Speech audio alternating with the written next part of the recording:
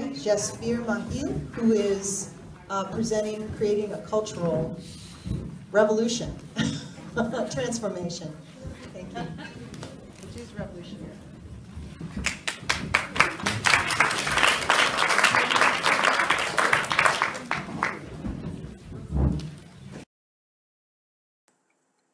So we can't eat money and we can't drink oil. Well, horses could tell us that for free, right? These statements may seem to be simplistic truisms, self-evident cliches, common sense. Except, of course, when you look at your bottom line in business and you realise that you are struggling to pay the rent, the bills, and the privilege of living with your horses who need to be fed and protected after all. And then you wonder, who's eating all your money? As an educator, I work with horses to facilitate experiential learning and development. And as part of my PhD, I'm exploring the relationship between business culture, which includes the way we work with horses, and creativity. Some of you may say it's common sense that in business we focus on the bottom line. In other words, financial gain and profitability. Or you may be inclined to say that I want to focus on the top line, which includes trust, values, and visions. We can think of wealth in terms of profitability, and we can think of wealth in terms of prosperity. In my view, profitability is common sense, whereas prosperity is good sense.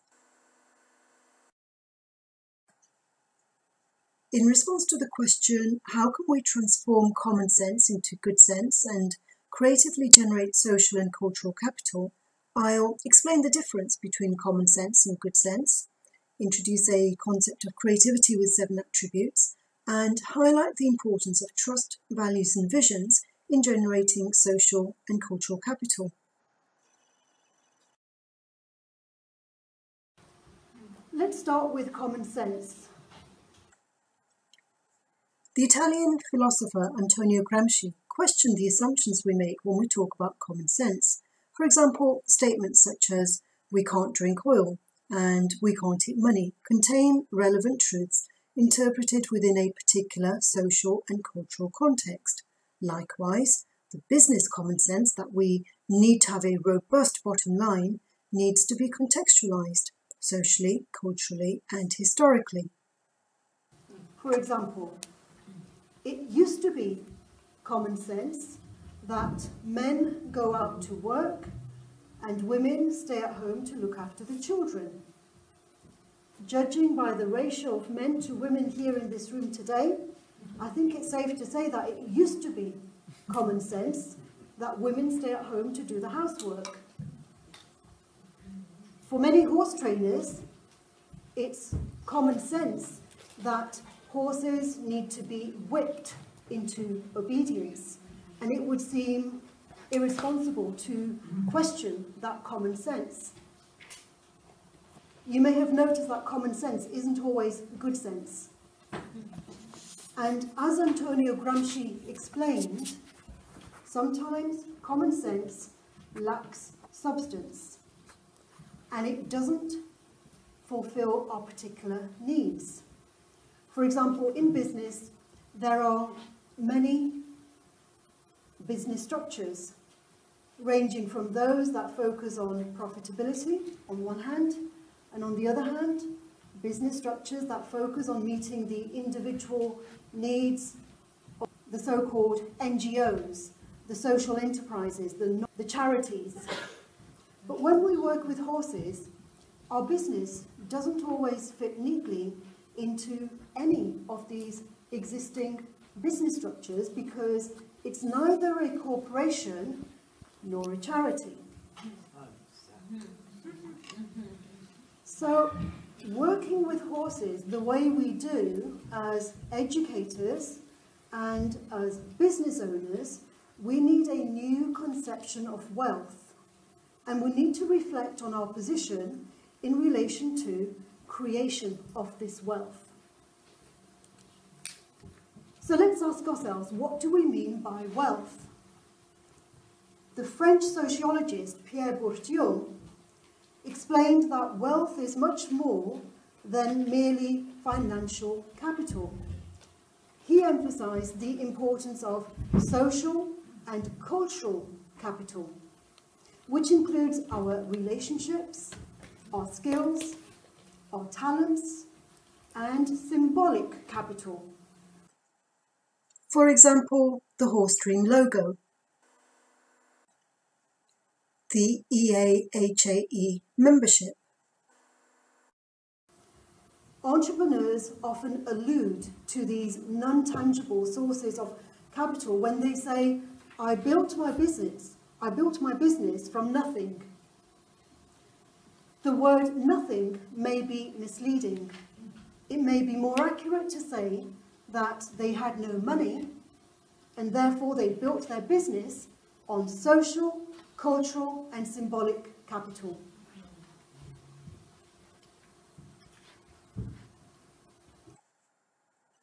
How do we generate this wealth, this social and cultural capital, which isn't limited to finance? In his book, The Rise of the Creative Class, the American urbanist Professor Richard Florida claims that creativity is the new economy and that creativity is the new currency. This research shows that in every part of the world, across the globe, across the board, businesses that are thriving and flourishing are relying on the creativity of their workforce, led by the so-called creative class. The creative class is a synthesis between the traditional working class and the middle class. As equine assisted practitioners, we are positioned in this global creative class, and we have a choice to make about whether we work with our horses for prosperity or for profitability. And this choice is a matter of life and death for horses. Those who choose profitability and productivity will kill or sell their horses when they are no longer profitable. That's common sense. Those who focus on prosperity and relationships will struggle to be guided by their common sense.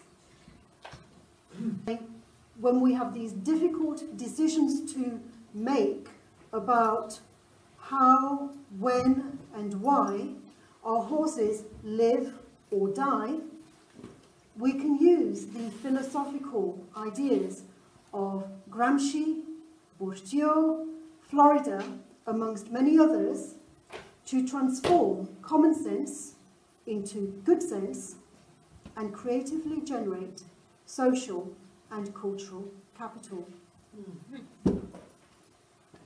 The key word is creativity.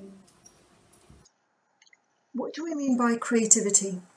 When we hear people say, I'm not very creative, it indicates a narrow paradigm of what is meant by creativity, focusing either on the characteristics of the person or the features of the product, and forgetting important attributes such as the importance of persuasion in causing a cultural transformation. As part of my PhD research, I synthesized some of the existing research into creativity to highlight 7 important attributes of creativity: the process, the person, place, pressures, products, permanence, and the importance of persuasion. Persuasion is essential for causing a cultural transformation. and making sure that society values our work. Societies are represented by gatekeepers. Now, gatekeepers are not always dragons, as someone suggested yesterday. Each one of us here is, has been, and will be a gatekeeper at some point in our lives. As a teacher, signing off accreditations and qualifications. As a judge, evaluating the quality of work. And as conference organisers, deciding who gets to speak for how long and when. Each one of us, at some point, is a gatekeeper, and the power and the given authority to decide who is seen to be valuable and recognised for the work that they do, and who is seen to be a charlatan. Gatekeepers have the power to either open or close doors to opportunities for others. I'm suggesting that we can be persuasive of gatekeepers and as gatekeepers through trust, shared values and co-created visions. First of all, trust. From an early age, we learn to trust those we identify as our family and our friends, and we learn to be afraid of those we classify as strangers. Life experience teaches us that the glue that keeps our relationships, families and communities together is trust, and we all know that without trust, these relationships break down. We tend to trust those who are familiar. The word familiar comes from family. In other words, we trust those who remind us of our family. However, creativity doesn't thrive on familiarity. Creativity thrives on diversity. And research has shown that communities that attract the greatest level of diversity, for example, London, San Francisco, Berlin, are also the communities that generate the highest level of creativity. So, that's true. That is the research of Richard Florida. So, building relationships with people who are different to us, who are diverse, unfamiliar, facilitates creativity. We can all learn to deepen our level of trust by widening that circle that we call our family, by expanding our circle of friends, and by increasing our awareness of societies and cultures that are different to our own. In addition to deepening our trust of others, we need to learn to become more trustworthy. And it's useful to bear in mind that people tend to trust us when we are connected. The more connected we are, the more people consider us to be trustworthy. So, if you had never seen me before, you may find it difficult to trust me without a reference point, as in the picture on the left. You may find it easier to trust me when I'm in a familiar context, as in the picture on the right, as part of something bigger than myself, in relationship with things which are familiar to you, in this case, the horses.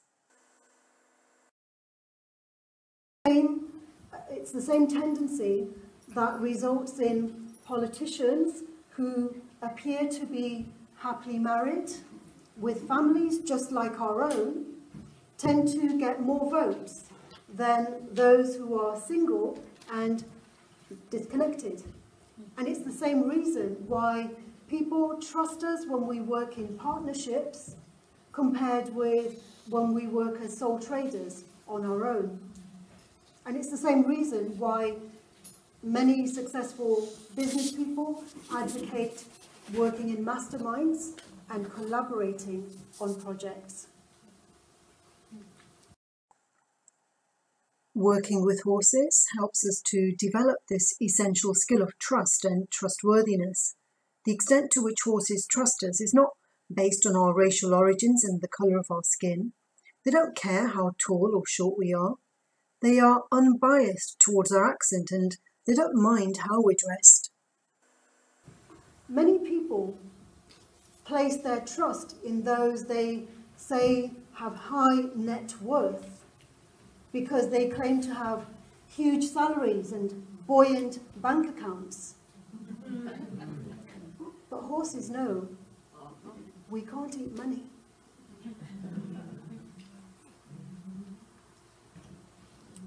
Another way that we can be persuasive of gatekeepers is through shared values. Values arise from our ideology, the way we see life. Sometimes the values that we have are very different to our families or the communities and the cultures in which we were born. When our values are very different to those that we love and trust, when our values seem to undermine the very fabric of our society, when our values seem to be in conflict with our culture, it takes a great deal of confidence to stand our ground. For example, I'm a vegetarian, whereas most of my family and friends are not. I see the world as an interconnected web of life, whereas most organisations I have worked for have placed me in a rigid hierarchy where I felt like a circle in a square peg, and that causes stress. And it undermines the trust that is required in order to be persuasive.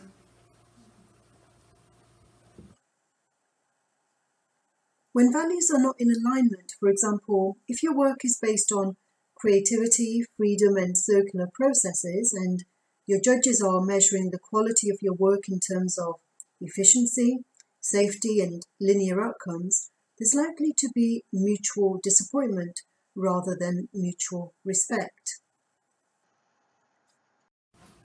Different values require different strategies, so we need to be very clear whether we are working towards creativity or efficiency, freedom or safety, circular processes or linear outcomes. And it's essential that our judges share our values in order to be judged fairly. The third way we can be persuasive in societies is through our shared visions. Many of us have at least vague personal visions about who we desire to become, how we foresee our businesses growing, and our lives improving. Throughout history, people have found themselves in societies that can no longer support the visions that they have for themselves and their communities.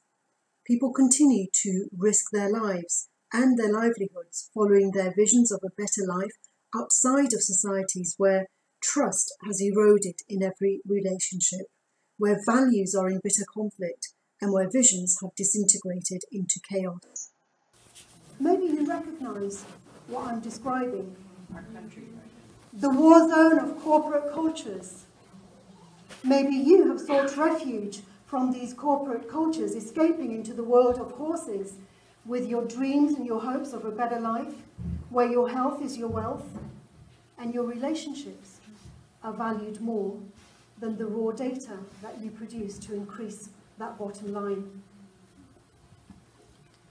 The good news is that you can always recreate, reconstruct, redevelop anything that you've previously created, constructed or developed. But that's also the bad news. We waste our lives trying to recreate what we previously rejected, but now we believe we have lost. And we become locked into old visions that are outdated and obsolete. Visions are valuable when they are alive, responsive, and when they're shared. And when visions are co-created, that is when they cause a cultural transformation.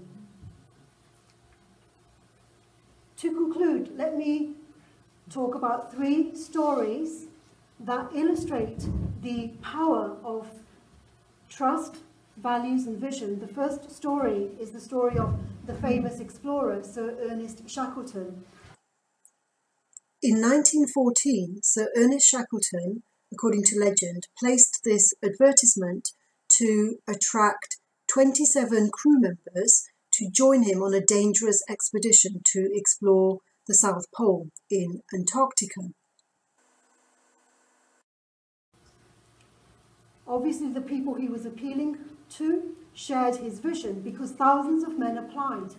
27 men were selected. They set out to Antarctica. Unfortunately, they never arrived at their desired destination because as they got close to Antarctica, the ship got stuck in ice and the men were left stranded in the wilderness. But the reason this story is a legend is that although it took them more than 2 years of trekking through the wilderness, each one of those men made it safely back home.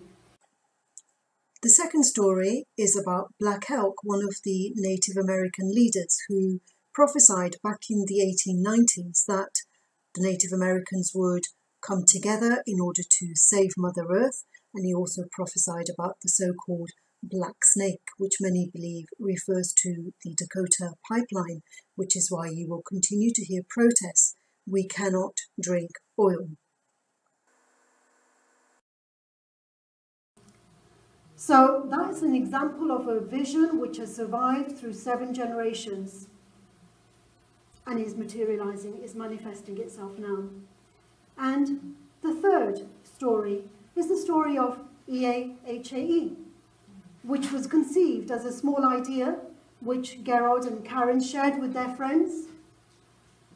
Sharing of that vision has resulted in us coming from all different parts of the world together here through trust, through values, shared values, through collaboration. It's an example of a vision which has survived over a decade and will continue to do so.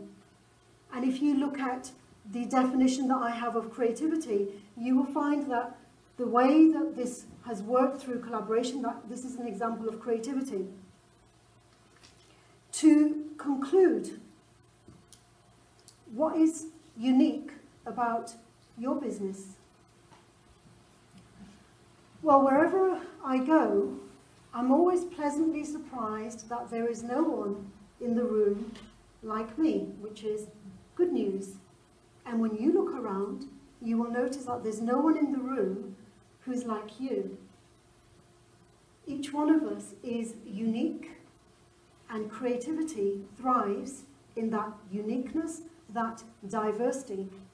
And we cannot be diverse unless we are in relationship. We cannot be diverse alone. We are diverse when we are in a group. So diversity occurs in relationship.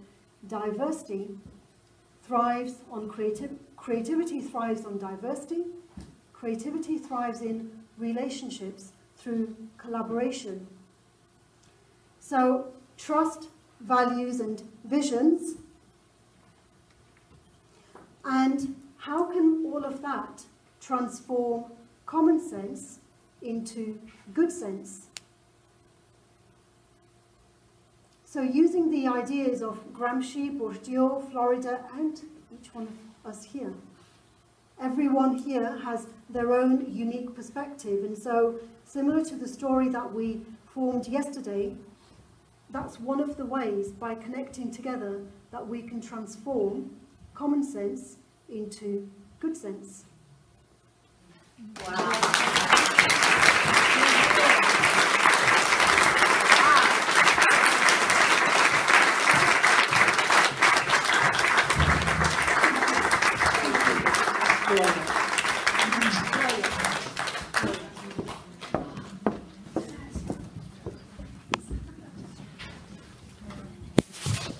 Thank you so much, Jasveer.